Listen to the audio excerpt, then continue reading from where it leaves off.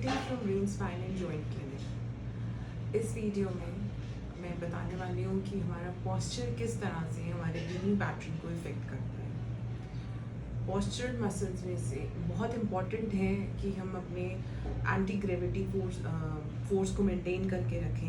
मतलब कि ग्रेविटी के अगेंस्ट किस तरह से हम अपनी बॉडी को सीधा रखते हैं, और पॉस्चरल मसल्स में कि आपको एक पोजीशन में मेंटेन करने के लिए जो मसल वर्क करता है वो सारे पॉस्चरल मसल्स में काउंट होते हैं। ठीक उसी तरह हर एरिया का एक स्पेसिफिक मसल होगा जो इन पॉस्चरल मसल्स में कंट्रीब्यूट करता होगा, या वो उस जगह का पॉस्चरल मसल होगा।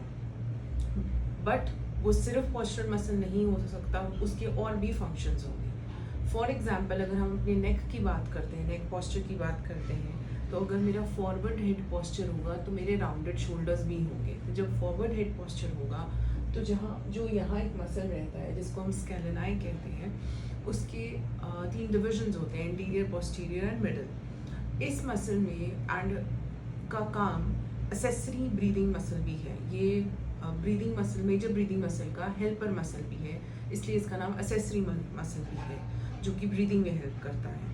तो अगर मेरा फॉरवर्ड हेड पॉस्चर होता है जो कि इस तरह से दिखेगा और राउंडेड शोल्डर्स होंगे, तो ये मसल हमेशा टाइट रहेगा। इसके साथ साथ ही एक दूसरा मसल रहता है ये वाला, जिसको हम स्टर्नोक्लीडोमास्टॉइड कहते हैं, SCM, ये भी टाइट होगा। जब ये मसल्स टाइट होंगे तो इवेंचुअली ये हेल्प नहीं करने वाले हैं ब्रीदिंग में। ये या तो ओवरलोड कर देंगे आपको, जिसको कहते हैं शैलो एंड रैपिड ब्रेथ, तेज तेज सांस लेना और कम गहराई वाला सांस लेना, जिसको हम डीप ब्रीदिंग नहीं कहते हैं। Deep breathing and slow breathing efficient breathing है। रैपिड ब्रीदिंग और शैलो ब्रीदिंग नॉन एफिशिएंट या अनएफिशिएंट ब्रीदिंग है। तो वो अनएफिशिएंट या नॉन एफिशिएंट ब्रीदिंग में हेल्प करेगा, जो कि बेनिफिट्स नहीं देने वाली है। ठीक उसी तरह जब ये मसल्स टाइट होंगे, जॉ के मसल्स टाइट होंगे। जब जॉ के मसल्स टाइट होंगे तो इवेंचुअली आपका जॉ ड्रॉप डाउन कर जाएगा और मुंह खुला रहेगा, तो आप ऑटोमेटिकली माउथ ब्रीदर बन जाएंगे। एंड जब आपके इस तरह से नेक्स्ट स्टेज जो इसकी रहती है फॉरवर्ड हेड पॉस्चर की, राउंडेड शोल्डर्स हो जाते हैं। राउंडेड शोल्डर्स ये हैं कि शोल्डर ब्लेड भी अपवर्ड मूव कर जाएगा। वो इस तरह रहता है, वो ऐसे ट्विस्ट कर जाएगा। उसके साथ जितनी मसल अटैचमेंट है जो कि आपकी अपर बैक आएगी, वो सब स्टक हो जाएगी। Similarly your chest muscles will be tightened up. जब चेस्ट मसल्स टाइट हैं तो आपकी जो रिब केज है उसको एक्सपेंशन का उतना दायरा नहीं मिलेगा, उतनी स्पेस नहीं मिलेगी। जब रिब्स की एक्सपेंशन अच्छे से नहीं होगी तब लंग्स अच्छे से एक्सपैंड नहीं करेंगे और उनका जो वाइटल कैपेसिटी है या ब्रीदिंग कैपेसिटी है वो अपने आप ड्रॉप डाउन कर जाएगा और वो रिजल्ट करेगा अनएफिशिएंट ब्रीदिंग में। Again rapid and shallow breathing. जब लंग एक्सपेंशन नहीं होगा, ना तो इस तरह से ना इस तरह से मूव कर रहा है, तो प्रॉपर स्पेस नहीं मिली है, तो वो ब्लूम नहीं करेगा। इमेजिन घुट के रहना या सफोकेटेड फील करना, उसी तरह वो आपकी लंग्स को उसी तरह से एक इम्प्रेशन देगा एंड उसको एक्सपेंशन नहीं मिलेगा। एंड ये तो था हमारा नेक पॉस्चर से रिलेटेड। अब ये चीज़ अगर मिड बैक में हो, मिड बैक में जिसको हम थोरैसिक कहते हैं, कुछ लोग टी स्पाइन के नाम से जानते होंगे, कुछ डी स्पाइन से या डोर्सल स्पाइन के नाम से जानते होंगे, जो ठीक शोल्डर ब्लेड्स के बीच में से निकल रही है और उसमें 12 वर्टेब्रास होते हैं। उन 12 वर्टेब्रास के साथ हमारी 12 ribs right and left attached हैं, जिसमें से लास्ट 2 वाली रिब्स फ्लोटिंग रिब्स कहलाती हैं, क्योंकि उनकी आगे से अटैचमेंट नहीं है, सिर्फ पीछे से वो अटैच्ड है वर्टेब्रा के साथ।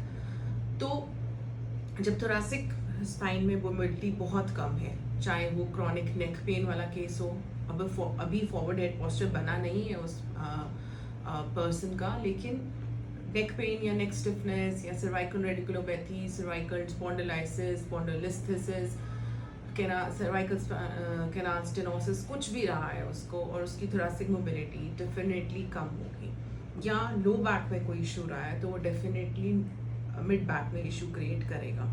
जब थोरैसिक मोबिलिटी कम है, अगेन चेस्ट एक्सपेंशन नहीं होगा। जब चेस्ट एक्सपेंशन नहीं होगा तो ब्रीदिंग रैपिड एंड शैलो रहने वाली है।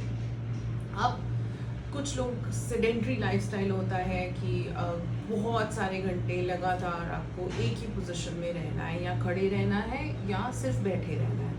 उन केसेस में भी टोटल कंप्रेशन मिलता है डायफ्राम को, क्योंकि ऊपर से ऑर्गन्स और उनका प्रेशर और चेस्ट एक्सपेंशन का कम होना रिजल्ट करता है again rapid and shallow breathing में।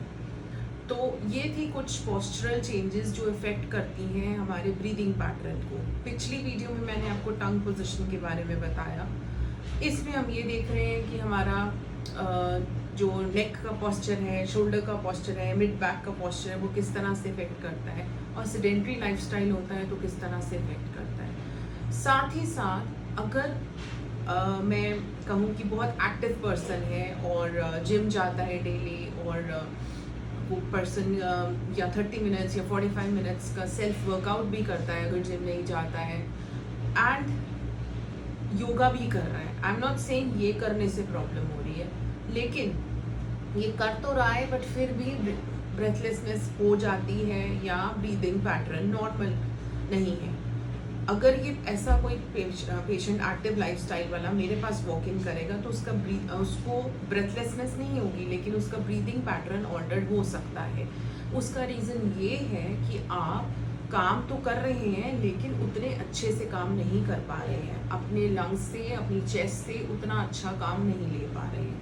हो सकता है कि जब आप जिम या वर्कआउट करते हैं तो आप अपने दांतों को बहुत ज़ोर से दबा लेते हैं, क्लेंच कर लेते हैं, तो ये टाइट हो जाता है, ऑटोमेटिकली ये वाला मसल टाइट हो जाता है। ये बहुत कॉमन है। जितने एक्टिवली कह लो जिम गोअर्स हैं, वो लोग जब नेक का कंप्लेंट लेके आते हैं, शोल्डर का कंप्लेंट लेके आते हैं, तो उनमें ये मसल प्रॉब्लम एरिया होता है, प्रॉब्लमेटिक होता है। तो उन मसल्स, क्योंकि वो इन मसल्स को ओवर यूज़ कर रहे हैं, वो इस तरह से क्लेंच करके करते हैं, and because you have to pull और पिक मोर वेट, सो आप बहुत जोर लगाते हैं, then you use your accessory muscles which were designated or which are designed for breathing and not for lifting. So jaw relax करके नहीं करते हैं, उनमें ये प्रॉब्लम होता है। ऑल्सो ऐसे लोगों में जो आपका डायफ्राम है, जो मेजर एक कह लो मसल है जिसके बिना कुछ नहीं होगा, जो एक स्फिंक्टर का काम करता है, वो मसल अंडर एक्टिव है। वो अंडर एक्टिव कब हो सकता है? अगर आपका कोर एंगेज्ड नहीं है, अगर आप सिर्फ और सिर्फ एब्स कर रहे हैं लेकिन आपने कोर को एंगेज नहीं किया। एब वर्क करना, एब्स डेवलप करना और कोर एंगेज करना दो डिफरेंट चीज़ें हैं। सिर्फ क्रंचेस करना, अपर मिडल लोअर ओब्लिक्स करना, कोर एंगेज करना नहीं कहलाता है। जब तक आपका कोर मसल एंगेज नहीं है, विजिबली आपके शायद 6 पैक्स हो, 8 पैक्स हो, बट वो यूजलेस होंगे क्योंकि आपका डायफ्राम अंडर एक्टिव है।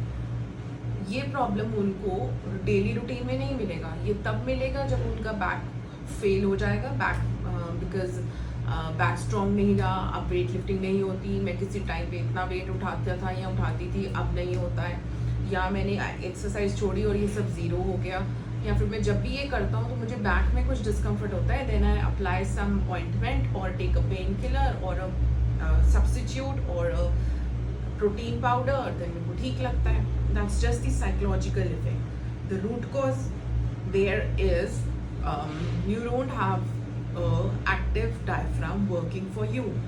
जब डायफ्राम एक्टिवेटेड नहीं है तब भी प्रॉब्लम होगी, तब भी आपका ब्रीदिंग पैटर्न ऑल्टर्ड होगा। नॉर्मल ब्रीदिंग पैटर्न में आपका पहले एब्डोमेन एक्सपैंड करता है, बेली बाहर आती है, then within seconds, milliseconds chest expand करती है। जब आप बहुत ध्यान से देखेंगे तो it's not just the chest which will expand, it's the belly which moves down and forward, and then your chest expands.